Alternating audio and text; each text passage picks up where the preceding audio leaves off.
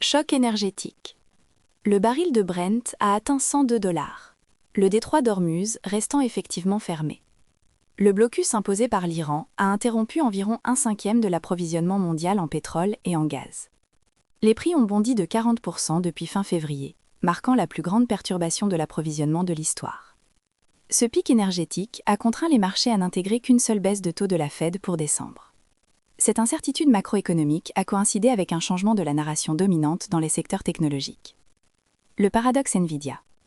Les actions Nvidia sont restées stables malgré les prévisions de Jensen Huang, PDG, d'une demande de 1 000 milliards de dollars pour l'EA. Le marché peine à justifier l'ajout des 2 000 milliards de dollars suivants en capitalisation boursière.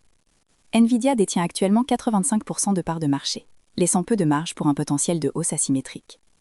La pression de maintenir une forte croissance tout en absorbant des coûts massifs a également pesé sur Meta.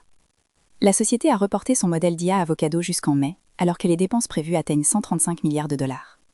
Meta, la tension sur les capex. Les marges opérationnelles devraient se contracter à 34%, contre 48% il y a 2 ans seulement. Les investisseurs recherchent désormais l'efficacité, via des rapports faisant état de nouvelles réductions d'effectifs agressives. Parallèlement, une sensibilité similaire à la croissance est apparue dans le secteur de la consommation discrétionnaire. LULUA a chuté de 1,4%, après que ses prévisions de bénéfices pour l'exercice 2026 aient manqué les estimations de Wall Street.